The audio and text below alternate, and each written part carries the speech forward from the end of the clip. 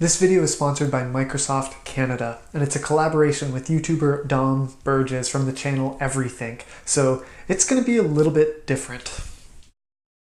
Now to a dire warning about climate change.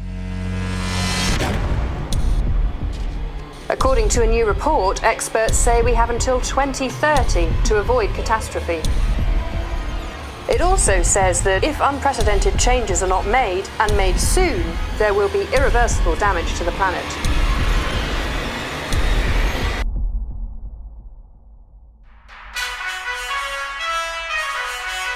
Good morning, global citizens. Today, the world space agencies have come together for what can only be described as humanity's last hope for solving climate change.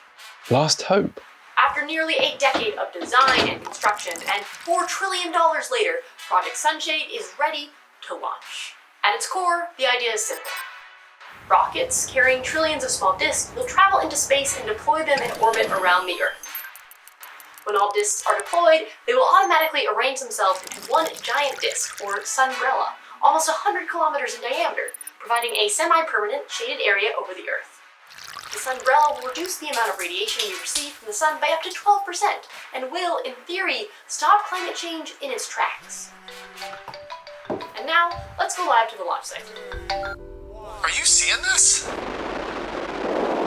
Yeah. It's ridiculous, right? Yeah. Amazing. No, not good ridiculous. Huh? I mean, out of all of the ridiculous ideas to solve climate change, this is probably the hardest, the most expensive, and the most over-engineered one there is. And believe me, there are some pretty ridiculous ideas out there. Yeah? Like what?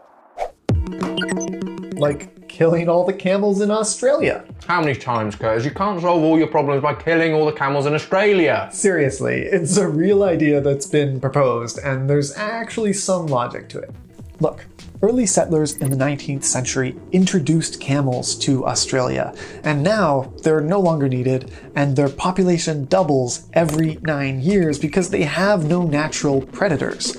Now, considering that, along with the fact that each of them emits the equivalent of 1 ton of carbon dioxide per year, and the fact that there's over 1 million feral camels down under, it's not an insubstantial amount. But it is a tiny fraction of the total 37 billion tons of greenhouse gases that humans emit each year. That's 37,000 times more. So killing them all won't really solve that much. Dom? Ha ha ha! There's one! Ha ha! Go to hell, camel scum!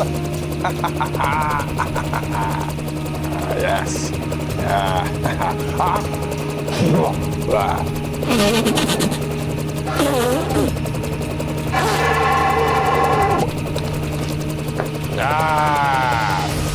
Dom? Yep. Sorry, and I guess there's a fairly big ethical cloud hanging over camel genocide. Exactly, Dom. And it's actually funny that you should mention clouds. Do you have any books about volcanoes?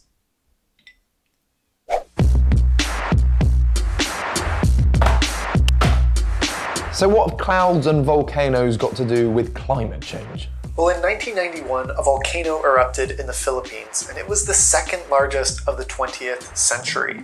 It spewed out about 16 million tons of volcanic material, which spread out into the Earth's atmosphere, producing a haze that blocked out so much sunlight that the average global temperature dropped by 0.6 degrees Celsius. Wow. Wow indeed, Dom. And this actually led some researchers to wonder if we could use this same principle to help with climate change. And that's how the idea of cloud seeding was born. Okay, so to make a cloud, you usually need 2 things. One is water vapor, and the other is particles like dust or salt.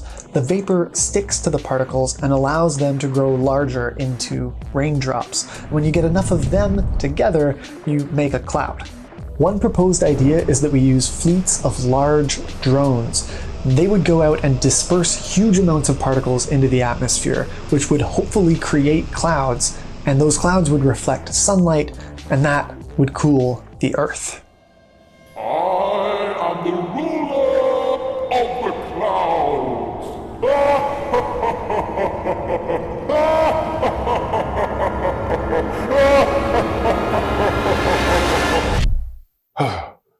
Awesome. Yeah, kind of, but the particles used would only add to man-made pollution, and even if we could find something neutral, it would still probably have a ton of unforeseen effects on the Earth's ecosystems, and in the best case scenario, it would still take hundreds of years to work for it to stabilize the Earth's climate.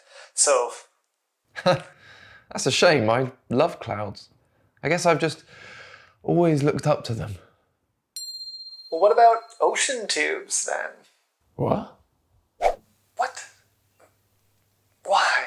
Well, I thought it'd be good for demonstration purposes. Plus, I want to be clean when the sun gets blocked out. Okay, then. Anyway, some scientists have suggested that we look to our oceans for a solution. After all, they do soak up about 30% of the carbon dioxide in our atmosphere. So the idea would be to put giant tubes in the oceans. These tubes would encourage the natural process of upwelling, whereby cold, nutrient-rich water rises to the surface of the ocean and stimulates the growth of algae. The algae in turn consumes large amounts of carbon dioxide through photosynthesis, lowering atmospheric levels of the greenhouse gas. Right in the ocean tubes! Yeah! Yeah! But won't creating huge amounts of algae cause havoc with the ecosystem? Dom, you're not as stupid as you look. Thank you. I think. Oh, you're welcome, Dom.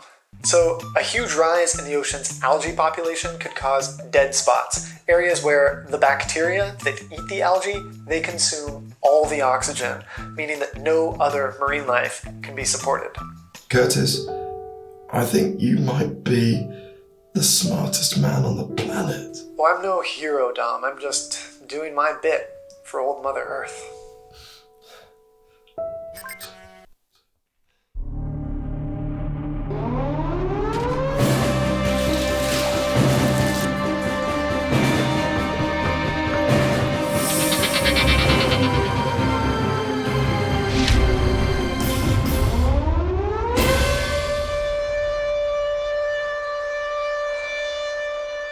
Dom, are you still there?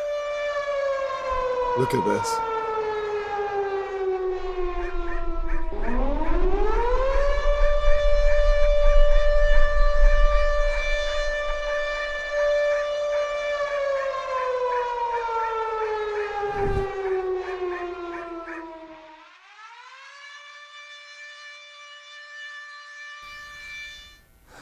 Well, that was fun, but now back to reality.